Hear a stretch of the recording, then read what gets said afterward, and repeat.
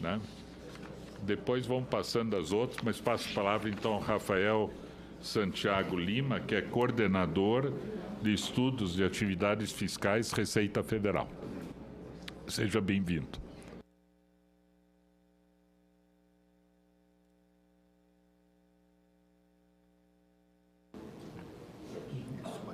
Muito bom dia a todos. Bom, primeiramente, sou Rafael Santiago Lima, coordenador de estudos de atividades fiscais, auditor fiscal da Receita Federal do Brasil. Gostaria de fazer um agradecimento especial a Vossa Excelência, senador Wanderlan Cardoso, pelo convite de estarmos aqui na comissão. Agradecer também às Suas Excelências, os senadores Luiz do Carmo e principalmente a Stevenson, senador Stevenson e senador Flávio Arnes, que eu já tive o prazer de conhecer, pelo menos por meio de sua assessoria. Já venho debatendo esse tema aqui por meio de sua assessoria, que tem sido protagonista no debate desse assunto aqui no Senado Federal. E é um prazer estarmos aqui. Bem, eu gostaria de primeiro... Eu não sei se eu vou ter a habilidade de passar tanto conhecimento como passaram meus antecessores em tão pouco tempo. Mas a gente vai tentando aqui, da medida do possível, de passar as informações agora do ponto de vista de um órgão de Estado. O contexto dessa norma da Receita, que eu vou falar um pouquinho dela aqui, se deu um incômodo que deu principalmente a nós da área de fiscalização da Receita, de dizer o seguinte: bem, os criptoativos estão aí já há um certo tempo. Não é privilégio dos criptoativos demorar-se certo tempo para ser regulamentado.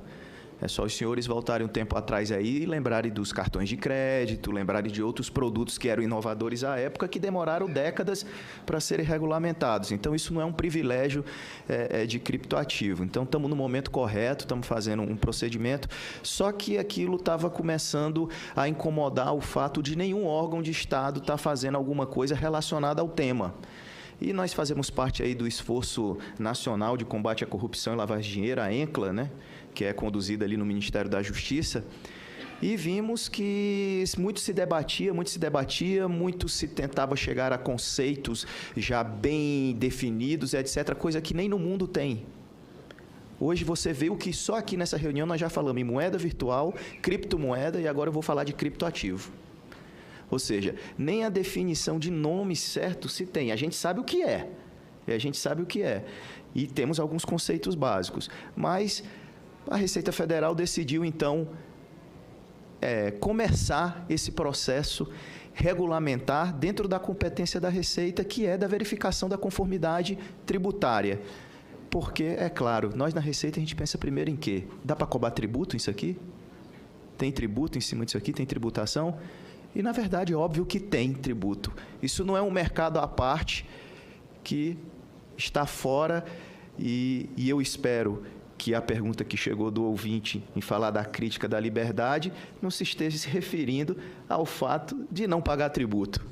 Porque isso, os senhores vão de concordar, está fora de qualquer racional que podemos ter. Então, o criptoativo paga tributo, e, para quem não sabe, ele paga em cima de ganho de capital. Quando você vende um apartamento, você não paga em cima de ganho de capital. Quando você vende o seu imóvel, quando você vende qualquer tipo de bem, você não paga um ganho de capital em cima. Se você vendeu por um valor maior que aquele custo que você comprou, criptoativo vai na mesma linha. Então, se eu vendo um criptoativo por um valor mais alto do que aquele valor que me custou, eu pago um ganho de capital em cima. Óbvio que tem as isenções, no caso de pessoa física, porque é considerado bem de pequeno valor, R$35 mil mensais. Então, no caso de pessoa física que faça operações, alienações até o valor de R$35 mil mensais de criptoativos no mês, eles têm isenção no caso da retenção do imposto de renda. Mas os demais têm a tributação. Para os que tiverem curiosidade, não dá para ficar passando aqui totalmente a legislação, mas se quiserem olhar lá o Perguntas e Respostas do Imposto de Renda disponível no site da Receita, pergunta 607 explica como é que é tributado o criptoativo pela Receita Federal. Inclusive, mostra a tabela progressiva de tributação e como ele é tributado, ou seja, tributado a 15% para valores até 5 milhões, tributado em 17,5% para valores de 5 milhões até 10 milhões, e aí vai subindo até chegar em 22,5%. Ou seja, primeiro ponto importante, criptoativo é tributado. Se ele é tributado, nós da Receita precisamos de insumo para fazer a nossa análise de risco, como fazemos com diversos setores. Todos os outros setores cumprem com obrigações acessórias das mais diversificadas possíveis, principalmente o setor financeiro. Os bancos, as instituições financeiras têm diversas obrigações acessórias que têm que prestar para a Receita Federal do Brasil para que se verifique a conformidade tributária. E foi nessa linha e esse um pouco desse incômodo de dizer quem vai dar o primeiro passo, quem vai fazer alguma norma, que nós publicamos a Instrução Normativa 1888, de 3 de maio de 2019.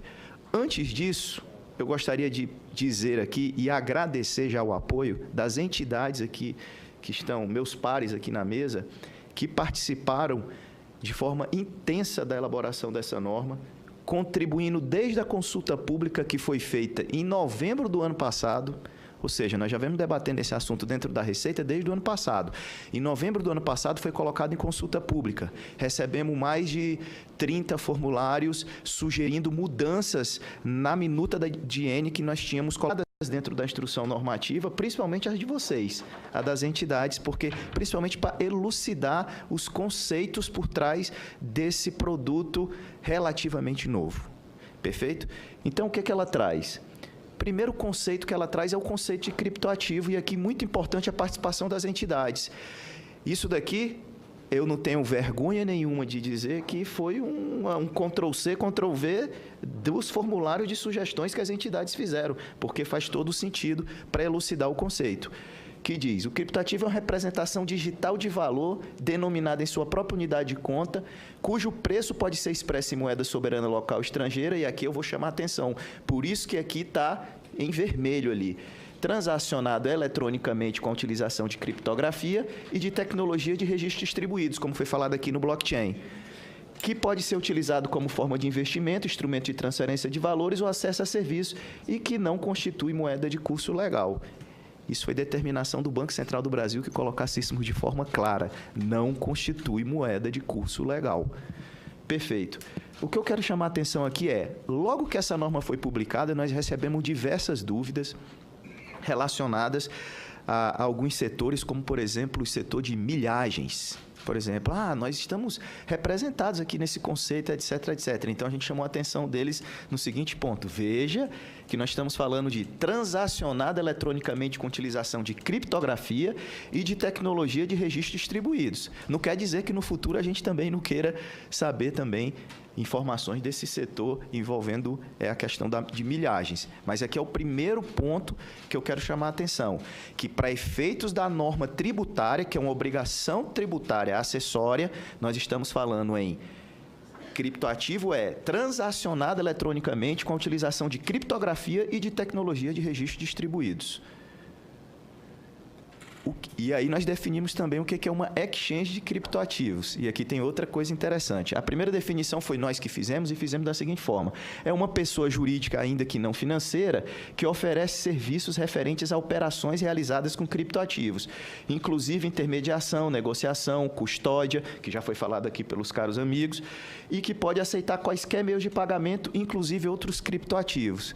Então, não sei se os senhores sabem, mas pode haver uma permuta de criptoativos. Eu posso chegar numa exchange e trocar um criptoativo que eu tenho, um Ethereum, um Monero, pelo um Bitcoin.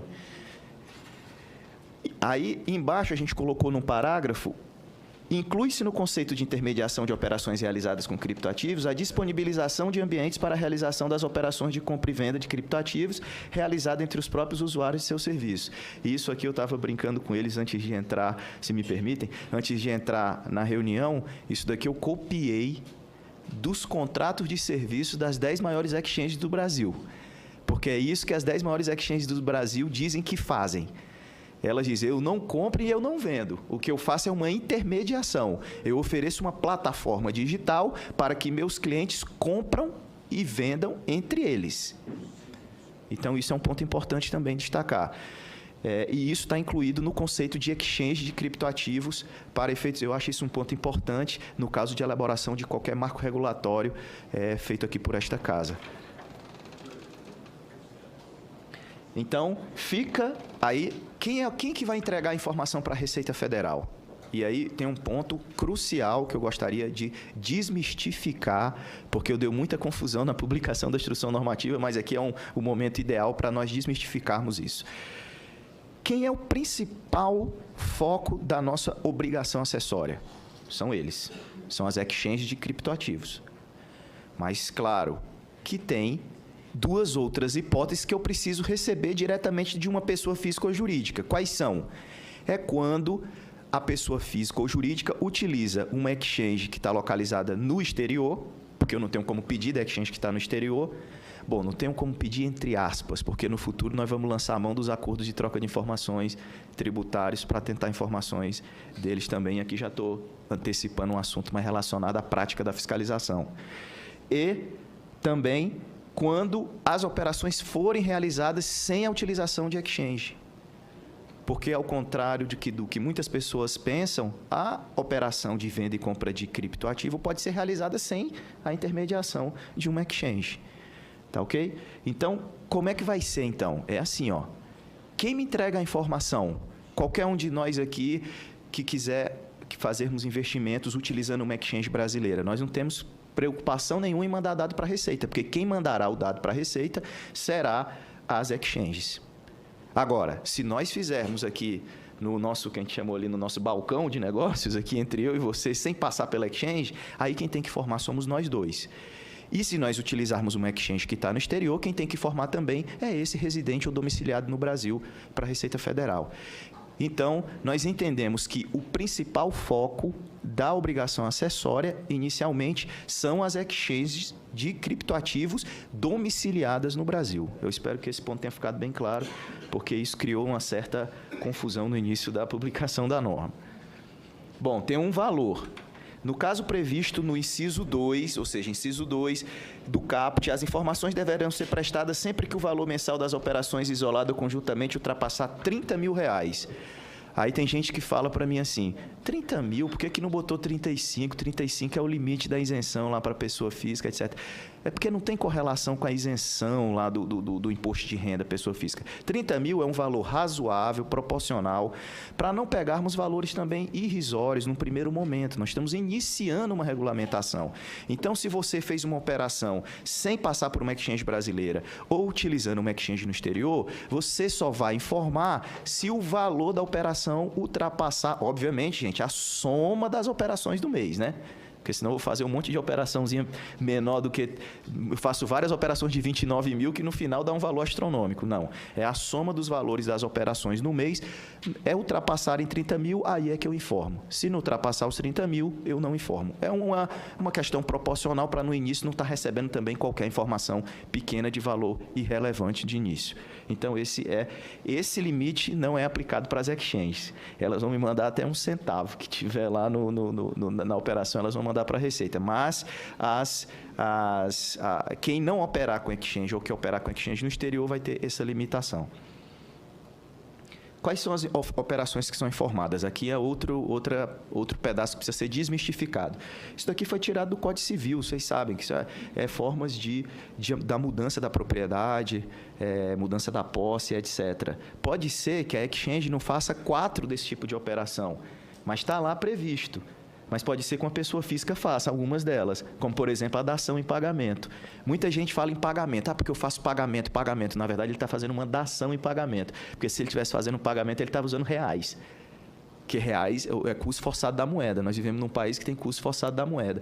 Então, tem gente que diz assim, não, eu fiz um pagamento do apartamento usando 2, 3 bitcoins. Não, você deu em pagamento 3 bitcoins por conta de um apartamento. Que valia hoje, então tem que valer 150 mil o apartamento para você dar os 150. Então, isso é uma dação em pagamento. Então, isso aqui é puro Código Civil. nos casos previstos no inciso 1 e na linha B do inciso 2, ou seja, nos casos que a exchange, o que a exchange vai informar para a Receita e o que as pessoas físicas que não usarem exchange vão informar para a Receita. Ela vai informar a data da operação, o tipo, baseado naquele último slide, vai informar os titulares da operação, e aqui eu chamo a atenção aos senhores senadores e aos demais presentes, que aqui nós vamos ter os titulares das operações. Então, a gente vai saber, por exemplo, aqueles titulares que já têm uma certa análise de risco, que tem alguma propensão já dentro da análise de risco de conformidade tributária, para fazer o cruzamento e utilizar isso aqui como mais um indício para, por exemplo, iniciar uma fiscalização. Por exemplo, a quantidade de criptoativos negociados em unidades até a 10ª casa decimal, como foi falado aqui, que eles têm muita casa decimal, o valor é muito alto, mas você pode comprar R$10, não é isso? Então, o valor da operação em reais, excluídas as taxas de serviço cobradas para execução da operação quando houver, e o valor das taxas de serviço cobradas para execução da operação em reais quando houver. Bem, são informações bem completas. No caso previsto, que é o caso do pessoa física ou jurídica brasileira usar uma exchange lá fora, ela informa a identificação da exchange lá fora, até porque eu preciso saber, porque se eu quiser trocar uma informação e eu tiver um acordo de troca de informações tributárias com aquele outro país, eu posso lançar a mão.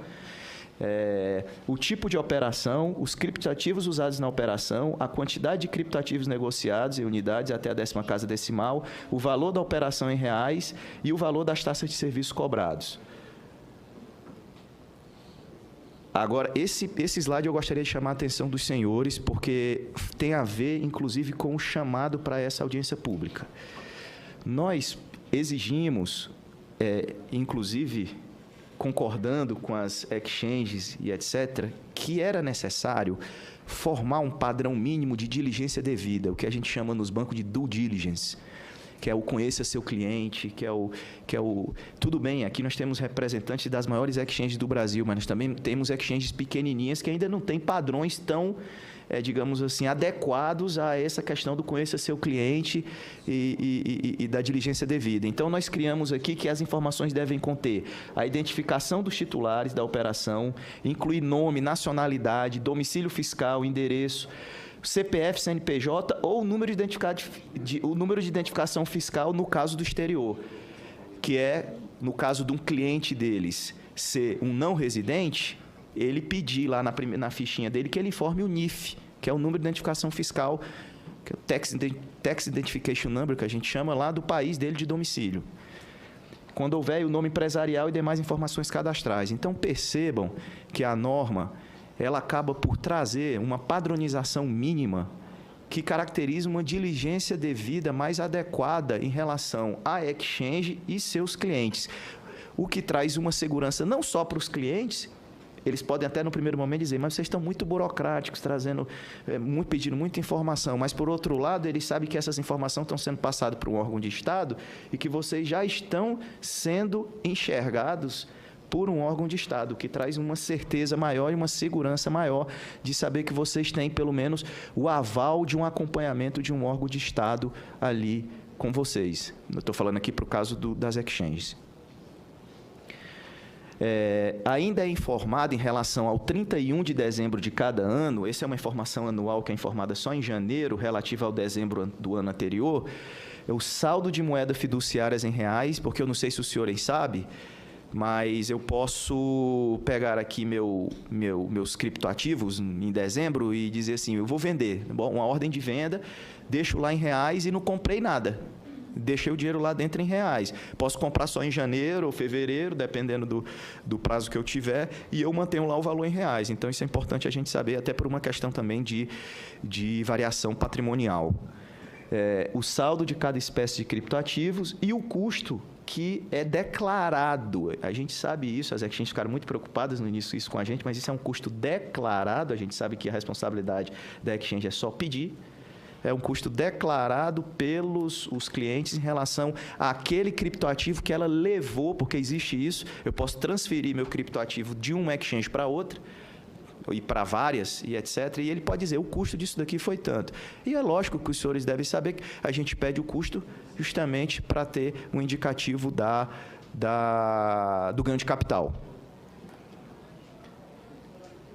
ela é entregue até o último dia útil do mês subsequente ao das operações. Portanto, mês de agosto agora vai ter operações. Eles entregam até o último dia útil de setembro a informação para a Receita Federal. E em relação à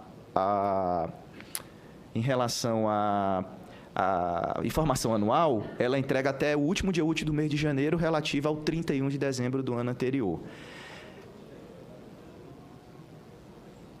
O primeiro conjunto de informações a serem entregues vai ser agora em setembro, relativo às operações em agosto. Nós vamos fazer algumas flexibilizações, como a gente já conversou com as exchanges, até porque estamos dando um primeiro passo. Então, alguns dados cadastrais serão flexibilizados nesse primeiro semestre. Tem a questão também das wallets, que a gente já estudou e concordou, fazendo uma analogia ao RMF, que acontece lá quando você pede o extrato bancário, que essa questão do endereço das wallets deveria ser pedido só em curso de procedimento fiscal. E isso aqui também é muito importante. A transmissão das informações não dispensa o declarante da obrigação de guardar os documentos e manter o sistema de onde eles foram extraídos. Então, é como vocês falaram, é o número de IP, é o próprio endereço da wallet, é fazer uma auditoria de sistema em determinada exchange que está sendo suspeita de algum problema, e etc, etc. E da retificação, claro, como qualquer declaração que é feita à Receita Federal, ela pode ser retificada lá no prazo de 5 anos e sem incidência de nenhuma sanção e de nenhuma multa. A gente até pede que retifique quando encontrado um erro, porque a gente quer trabalhar com uma informação precisa para evitar os falsos positivos e bater na porta dos investidores de maneira à toa. Então, é importante que se faça as retificações. Corridamente, assim, bem corridamente, foi essa a norma que a Receita Federal criou. Mas eu queria acrescentar mais pequenos pontos, se o senhor me permite. Eu ouvi falar muito aqui em ilícito, pode ocorrer, pode não ocorrer. Olha, no início ocorreram alguns ilícitos usando criptoativos. Teve uma época que a China bloqueou qualquer transação das exchanges porque ela estava tendo um problema de evasão de divisa. Foi perguntado, eu não sei se foi pelo senador Stevenson sobre isso, que a evasão de divisa, ele falou alguma coisa disso. E, então, assim, houve uma época que, e eu não estou desmentindo nada do que foi dito aqui pelas exchanges, porque eu acho que realmente a tecnologia vai ajudar, e ajuda já a diminuir esse risco, mas houve um momento que a China bloqueou durante, eu acho que 3 meses, se não me engano, 3, 4 meses, as operações com todas e qualquer exchange que estava acontecendo no Brasil, na China, porque eles estavam com esse problema esse problema de evasão de divisa. E nós, da Receita Federal, também, em cursos de investigação, já nos deparamos, sim, com casos de lavagem de dinheiro. Pode ter sido por inocência da pessoa, achar que estava escondido. Quando vem muito essa palavra liberdade, a gente tem que separar a liberdade econômica do aquilo que é o ilícito. Eu querer me esconder porque estou fazendo algo ilícito. A gente recebeu algumas críticas na Receita dizendo, não, o Estado não tem que se meter com criptoativo, porque o criptoativo foi feito justamente para trabalhar num mundo paralelo, omisso ao Estado. Então, isso é uma coisa um pouco estranha, não é? De se ouvir. Então, em relação a isso, as nossas fiscalizações da Receita Federal, a gente já tem nos deparado não só com a questão da sonegação relacionada ao imposto de renda no ganho de capital, e tem muitos investidores pesados, eles sabem muito bem disso, gente ganhando muito dinheiro, e também com a questão da lavagem de dinheiro. E hoje nosso principal papel na Receita Federal é a busca pela conformidade tributária. Mas se no curso da conformidade tributária nos depararmos com a lavagem de dinheiro e corrupção, é claro que nós temos o dever de representar o Ministério Público. Então, aqui eu encerro minha palavra, agradecendo mais uma vez. Muito bem. Agradeço ao Rafael Santiago Lima.